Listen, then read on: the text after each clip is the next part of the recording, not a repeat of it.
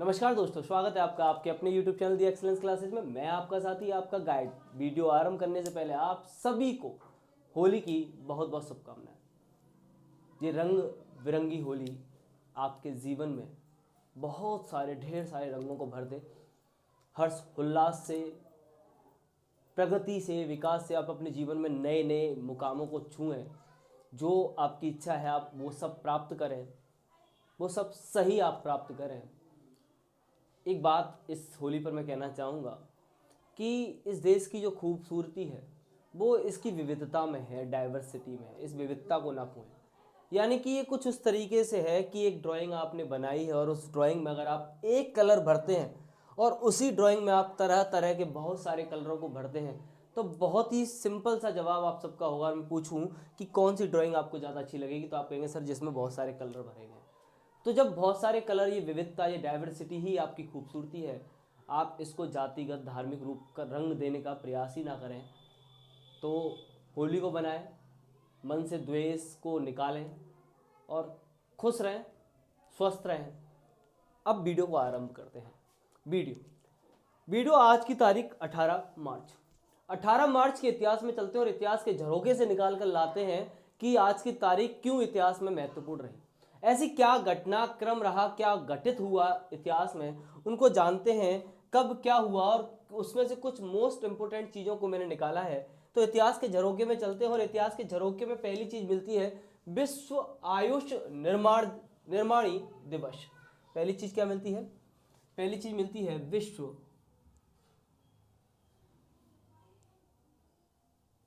आयुष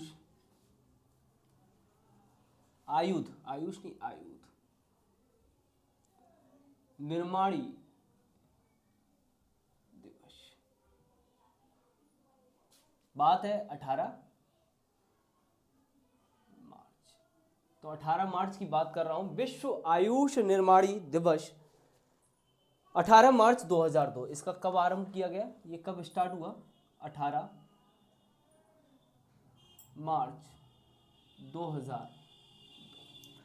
मार्च 2002 को यह आरंभ किया गया और प्रत्येक वर्ष इस दिवस को बनाया जाता है।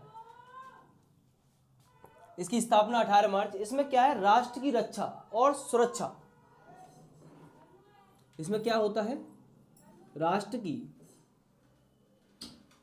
रक्षा एवं सुरक्षा के लिए उपलब्ध हथियारों को प्रदर्शित किया जाता है। राष्ट्र की रक्षा एवं सुरक्षा के लिए उपलब्ध हथियारों को प्रदर्शित किया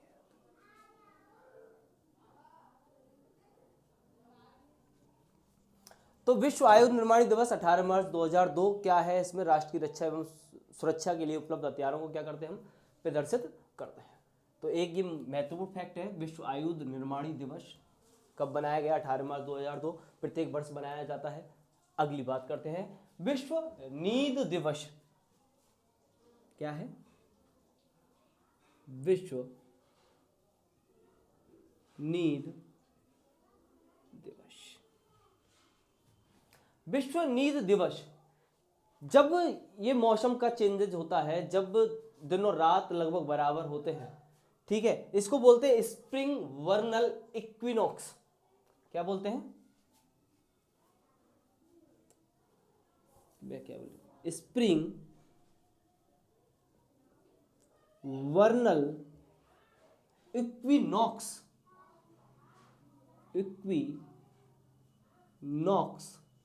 के इक्विनॉक्स से पहले शुक्रवार को, से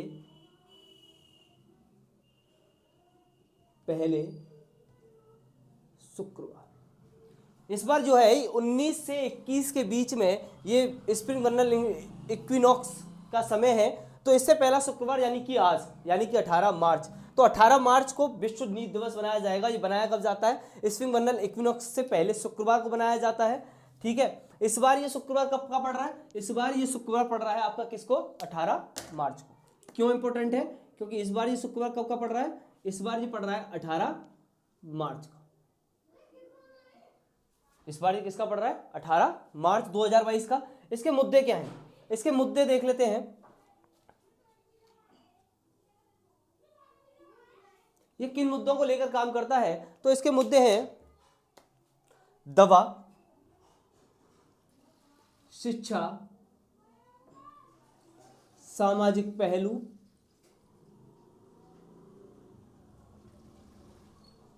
ड्राइविंग,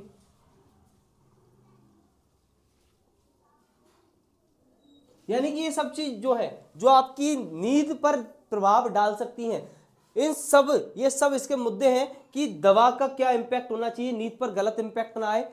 सामाजिक पहलू ऐसे ना हो कि बच्चा डिप्रेशन में चला जाए, आदमी एजुकेशन का इतना दबाव ना आ जाए कि वो क्या हो जाए, डिप्रेस हो जाए। ड्राइविंग के समय नींद, तो मतलब ये सबसे, इसका मुद्दा अगर मैं निकाल के दूं, इसका नारा अगर निकाल के दूं, तो इसका नारा है बेहतर जीवन, बेहतर नींद, बेहतर जीवन, बेहतर ग्रह। इसका नारा क्या है? इसका नारा है बेहतर नींद, बेहतर जीवन, बेहतर ग्रह, ये इसका नारा है। तो दो चीजें मैंने बताई। विश्व आयुर्वेद निर्माण दिवस 18 मार्च 2002 से आरंभ हुआ, प्रत्येक वर्ष बनाया जाता है। होली है तो बाहर थोड़ा सा हल्ला है तो एडजस्ट करें, करंट की क्लास आपकी चली रही है। प्रत्येक वर्ष बनाया जाता है। विश्व नींद दिवस बनाया जाता है प्रत्येक वर्ष, लेकिन स्प्रिंग वनल इक्विनॉक्स से पहले शुक्रवार को। इत्तेफाक है कि इस बार ये शुक्रवार 18 मार्च का पड़ रहा है, इसलिए ये मोस्ट इंपोर्टेंट हो गया है। इसका उद्देश्य क्या है? बेहतर नींद, बेहतर जीवन, बेहतर ग्रह। उम्मीद करता हूँ ये बात आपकी समझ में आई होगी। आप इसका स्क्रीनशॉट ले सकते हैं।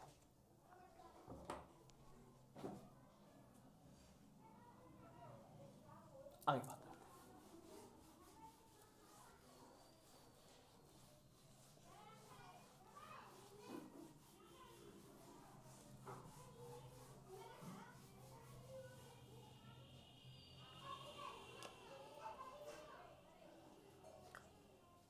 आज की तारीख इतिहास में और क्यों जरूरी है? यूनाइटेड नेशन के बारे में आप जानते होंगे। संयुक्त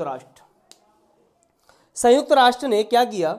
संयुक्त राष्ट्र ने आज के दिन यानी कि 18 मार्च को नई मानवाधिकार परिषद के गठन को मंजूरी प्रदान की। आज क्या हुआ था? 18 मार्च 2006। 18 मार्च 2006 संयुक्त राष्ट्र ने मानवाधिकार परिषद, यूनाइटेड नेशन यानी कि संयुक्त राष्ट्र ने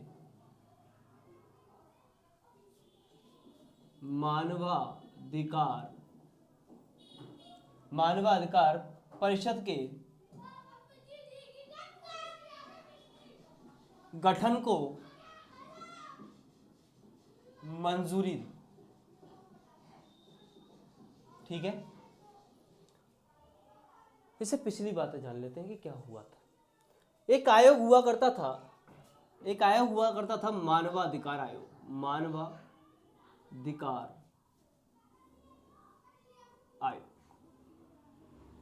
ये मानवाधिकार आयोग जो हुआ करता था, ये आयोग बना था आपका 1946-47 में। ह्यूमन राइट्स के लिए एक आयोग हुआ करता था जो कब बना था? 1946-47 में बना था। ठीक है, इसका कार्य क्या था? इसका कार्य हुआ करता था मानव अधिकार संबंधित विषयों पर प्रस्ताव, अपनी अनुशंसा को प्रकट करना। इसका क्या कार्य था? मानव अधिकार संबंधी विषयों पर अपनी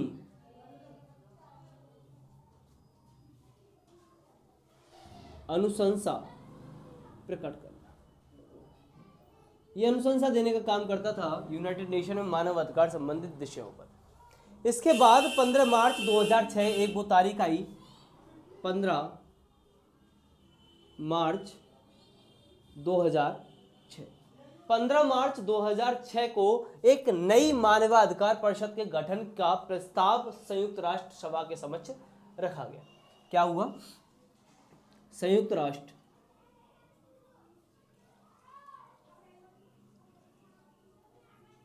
महासभा में नई मानवाधिकार परिषद के गठन का प्रस्ताव आया। क्या आया? नई मानवाधिकार परिषद के गठन का प्रस्ताव आया। ठीक है, नई मानवाधिकार परिषद के गठन का प्रस्ताव आया 15 मार्च 2006 को, और 18 मार्च को इसको क्या मिल गई? और 18 मार्च को क्या हुई? 18 मार्च को मंजूरी मिल गई। 18 मार्च को मंजूरी मिलते ही 47 सदस्यीय मानवाधिकार परिषद ने 53 सदस्यीय मानवाधिकार आयोग का स्थान ले लिया। क्या हुआ? ये मान्यता मिलते ही, मैं जो बता रहा हूँ, ये फैक्ट जो आपको बता रहा हूँ, उस पर बहुत ध्यान देने की बात है। मैंने क्या बोला? इस जैसे ही ये मंजूरी मिली, इसने क्या किया? 47 सदस्यीय परिषद ने, मानवाधिकार परिषद ने 53 सदस्यीय आयोग का स्थान ग्रहण कर लिया। आयोग का स्थान ले लिया। ठीक है, इसने किसका स्थान ले लिया? 47 सदस्यीय परिषद ने 53 सदस्यीय आयोग का स्थान ले लिया। 16 जून 2006 को आयोग को समाप्त कर दिया गया।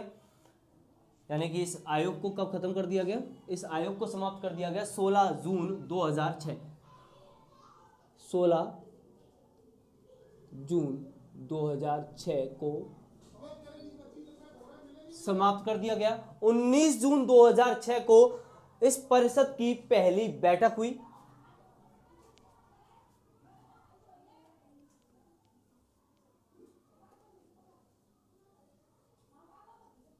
जून 2006 प्रथम बैठक हुई इस परिषद की। ठीक है भाई, ये जो परिषद है वो एक स्थायी परिषद है। कैसी परिषद है? कैसी परिषद है भाई? स्थायी परिषद है। और सबसे महत्वपूर्ण बात, भारत इसका सदस्य है। भारत क्या है? भारत सदस्य। ठीक है भाई, तो 18 मार्च 2006 इतिहास के झरोखे में और क्यों इंपॉर्टेंट है? 18 मार्च 2006 को संयुक्त राष्ट्र महासभा मानवाधिकार परिषद, एक नई मानवाधिकार परिषद को गठन को मंजूरी मिली।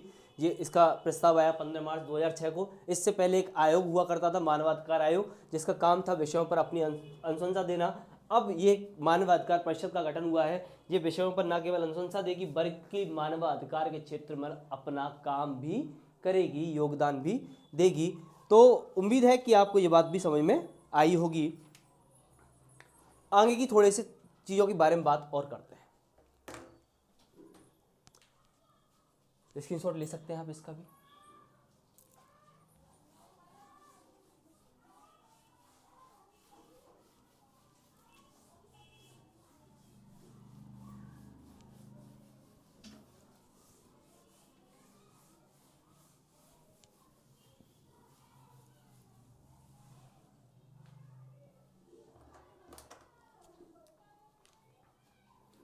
अब करंट अफेयर्स यानी वर्तमान की बात करता हूँ, हाल की बात करता हूँ।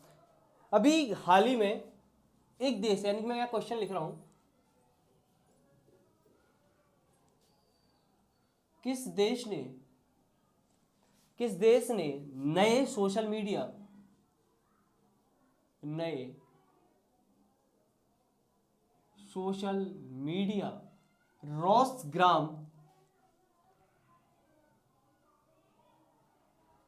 रोसग्राम को लॉन्च करने किया है?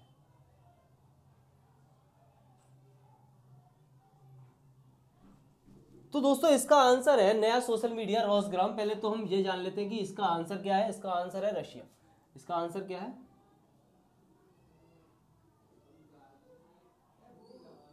इसका आंसर रशिया है। और फैक्ट जान लेता हूं कि 28 मार्च से इसको प्रयोग में लाना आरंभ कर देंगे। कब से? 28 मार्च 2022 से प्रयोग। ऐसा क्यों हुआ इसको जान लेते हैं कि ऐसा हुआ क्यों। हम लोग देख रहे हैं रशिया वर्सेस यूक्रेन चल रहा है वर्तमान में, रशिया वर्सेस यूक्रेन की वॉर देख रहे हैं। और ये सोशल मीडिया जैसे कि मेटा एक कंपनी है, मेटा का फेसबुक, व्हाट्सएप, इंस्टा है। मेटा का क्या है? मेटा का क्या है भाई? मेटा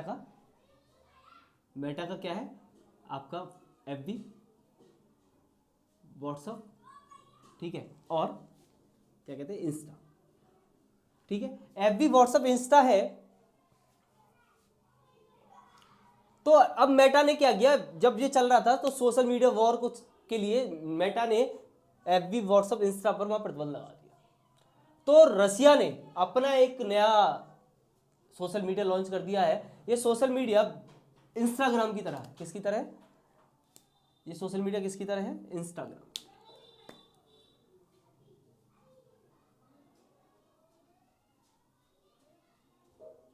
इंस्टाग्राम की तरह है। तो ये सवाल आपके लिए बहुत इंपॉर्टेंट हो जाता है, किस देश ने नई सोशल मीडिया रोसग्राम को लॉन्च किया है? तो नया सोशल मीडिया आ गया है जिसका नाम है रोसग्राम, लॉन्च किया रशिया। 28 मार्च 2022 से इसको आरंभ कर दिया जाएगा, ठीक है। क्यों किया है वो कंडीशन मैंने आपको बता दी। रशिया वर्सेस यूक्रेन वार में सोशल मीडिया पर के प्रतिबंध लगाए गए रशिया पर, और मेटा जो कंपनी है, मेटा ने अपने हाथ वापस ले लिए रशिया से। तो रशिया ने अपना ही एक सोशल मीडिया लॉन्च कर दिया है। आगे की बात करते हैं।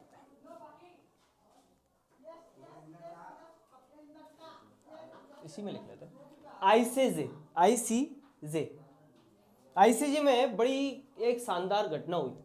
वो शानदार घटना क्या हुई कि आपके जज दलवीर भंडारी ने रशिया के खिलाफ, रशिया के अगेंस्ट वोट किया। क्या किया?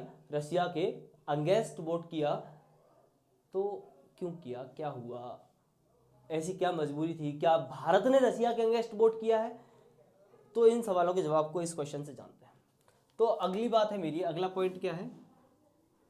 इसको मिटा ही देते हैं तभी मजा आएगा।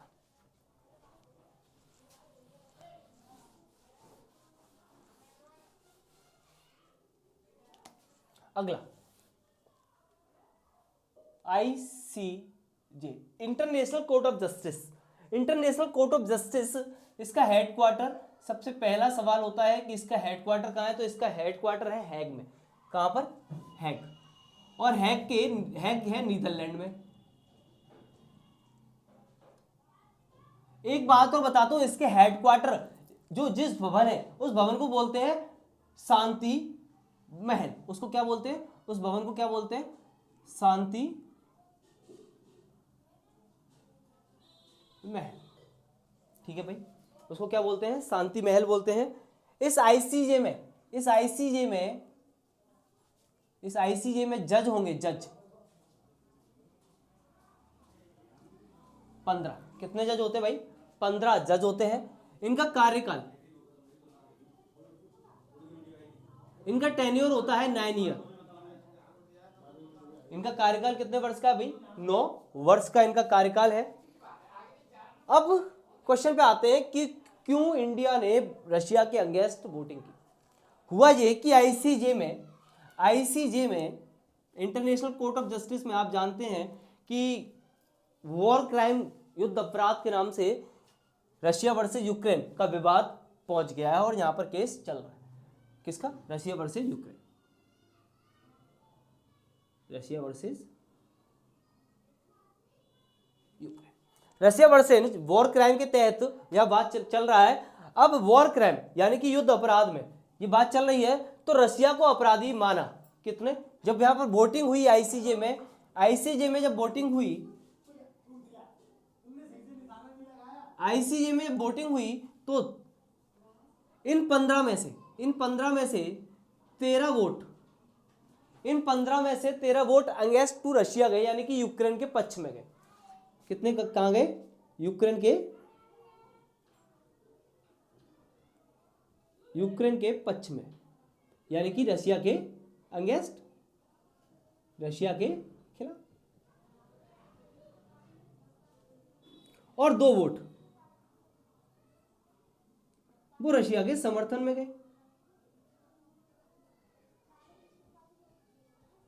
मतलब रशिया का समर्थन, मतलब उन्होंने रशिया को अपराधी नहीं माना। लेकिन भारत के भारतीय जज जो हैं, भारतीय जज, नाम बताया मैंने आपको, दलवीर भंडारी। क्या नाम है भारतीय जज? दलवीर भंडारी। दलवीर भंडारी ने रशिया के अगेंस्ट वोट किया। क्या किया? दलवीर भंडारी ने रूस के खिलाफ वोट किया।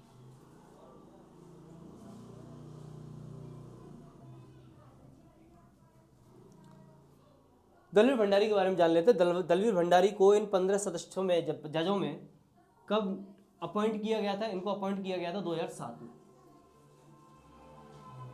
कब अपॉइंट किया गया था? 2007। 2007 से अब इनका दूसरा टेन्योर चल रहा है। ठीक है, ये क्या है? इनका सेकंड कार्यकाल है। ठीक, अब 2007 में इनको अपॉइंट किया गया, सेकंड इनका कार्यकाल चल रहा है। दलवीर भंडारी, रूस के खिलाफ वोट। तो एक बात मैं आपको बता दूं कि दलवीर भंडारी एक भारतीय जरूर है, लेकिन आईसीजे में भारत को रिप्रेजेंट, यानी कि वो रिप्रेजेंट किसी को नहीं कर रहे, क्योंकि ये इंटरनेशनल कोर्ट ऑफ जस्टिस है, इसमें जज बन के बैठे। यहाँ इनके वोट करने का मतलब, इनके मत देने का मतलब ये नहीं है कि भारत ने ये मत दिया है, ये इनका व्यक्तिगत विचार है। इन्होंने निष्पक्ष, क्योंकि इस कोर्ट ऑफ जस्टिस में जो व्यक्ति जज बनकर बैठा है उसको निष्पक्ष होना होगा। इसको कैसा होना होगा? निष्पक्ष। यानी कि आप इस तरह से समझें कि जब देश की न्यायपालिका सुप्रीम कोर्ट में कोई परिवार का सदस्य क्राइम करके आता है तो उस जज को उस परिवार के सदस्य के खिलाफ भी फैसला लेना होगा। तो ठीक वही किया दलवीर भंडारी ने कि वह निष्पक्ष होकर अपनी बात को रखा है, सही को सही और गलत को गलत कहने का प्रयास किया है। तो इनका खुद का मत है। रशिया के खिलाफ वोट दलवीर भंडारी ने किया है, भारत ने नहीं। तो उम्मीद करता हूं कि आज की करंट की क्लास आपको अच्छी लगी होगी। कल अगली क्लास आपकी करंट की होगी और ऐसे ही पर डे का इतिहास के झरोखे से हम वापस लौटेंगे और पर डे की करंट आपके सामने लेकर आएंगे। तो तब तक के लिए आप खूब सारी गुजिया खाएं, रंगों के साथ खेलें। बहुत बहुत शुभकामनाएं होली की एक बार फिर से। और यार वीडियो अगर अच्छी आई हो ना, अच्छी लगी हो, तो बस वायरल कर दो इसको, गदरा मचा दो पूरी तरह से। Okay, thank you.